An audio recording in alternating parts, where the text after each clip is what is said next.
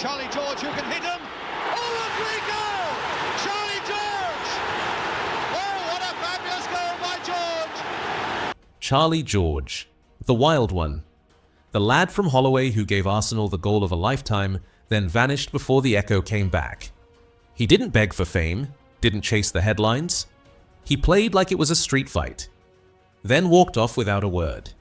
1971, FA Cup final, extra time, the strike, the fall, flat on his back, arms wide, as if the whole of North London had just passed through him.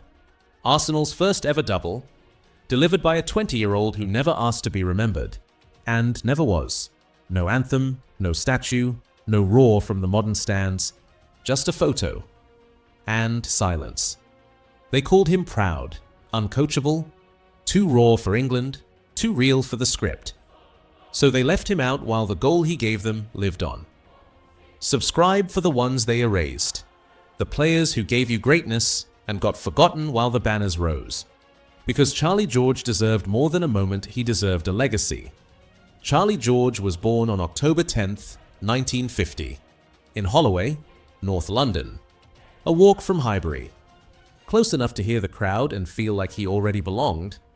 His father worked long hours, no spotlight, no speeches, just a steady hand and a son who played football like it was a fight.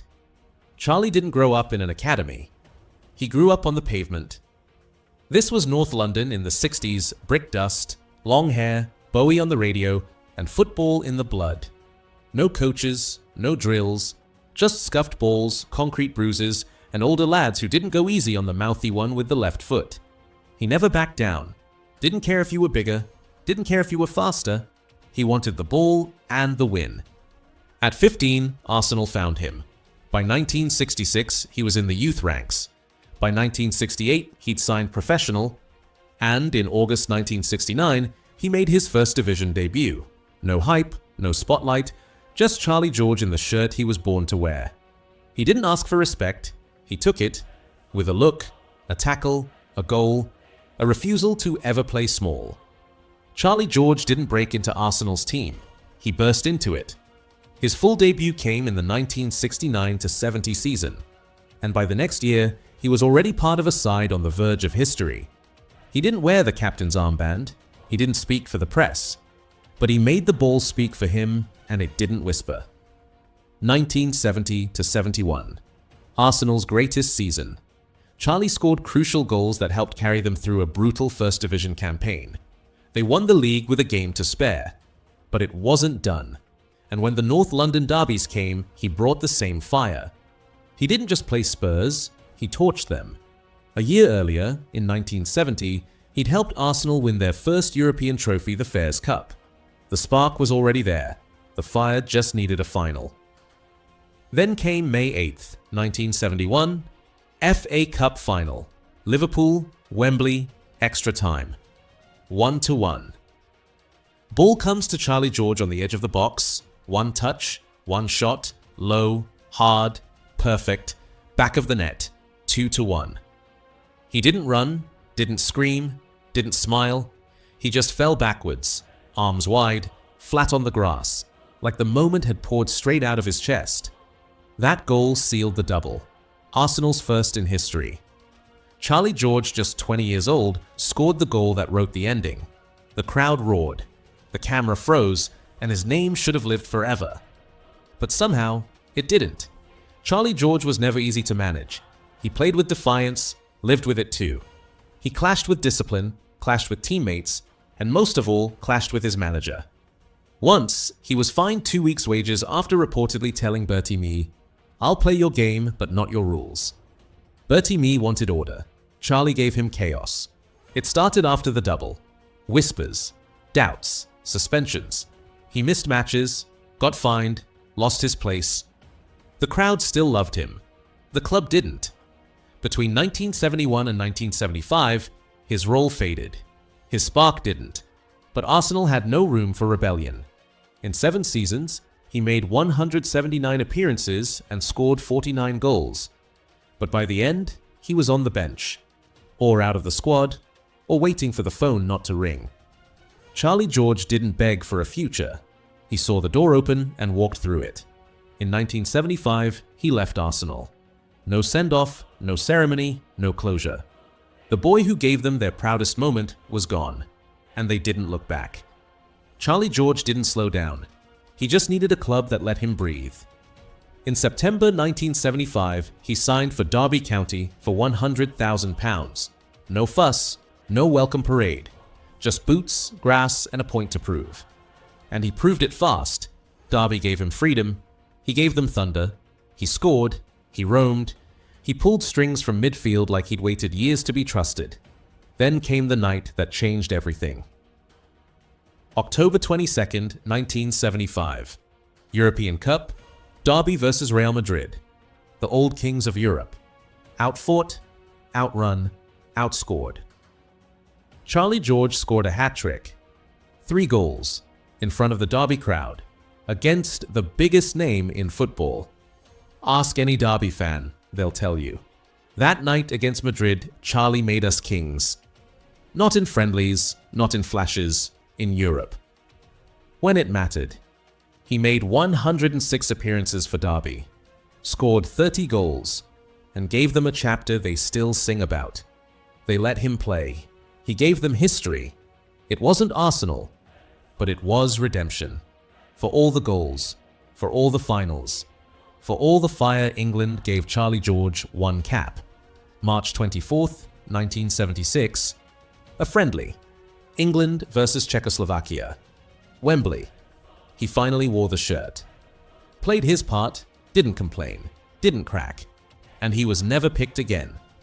Others got their shot, Stan Bowles, Frank Worthington, Alan Hudson. Charlie got one night. Then silence. No injury, no scandal, just silence. Because Charlie didn't flatter managers, didn't lower his voice, didn't kiss the badge for show. They said he was too proud, too sharp, too street. But England didn't need soft. They needed players like him. And instead, they chose others. Names no one remembers. Charlie George gave the country everything they said they wanted. And still, he was left behind. He didn't fight it, didn't chase it. He just went back to Derby and kept playing like the call had never come. But that cap mattered, because even forgotten legends still bleed for the one night they got to wear white. Charlie George didn't retire. He just kept moving until no one followed.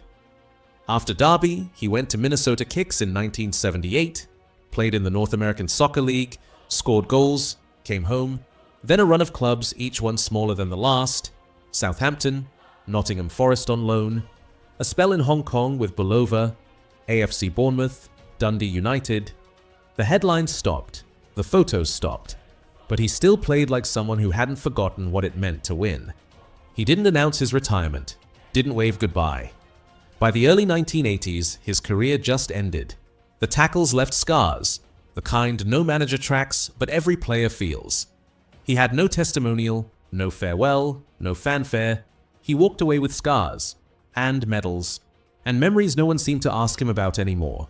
From Wembley to Dundee in under a decade. From Arsenal's heartbeat to football's forgotten. He came back.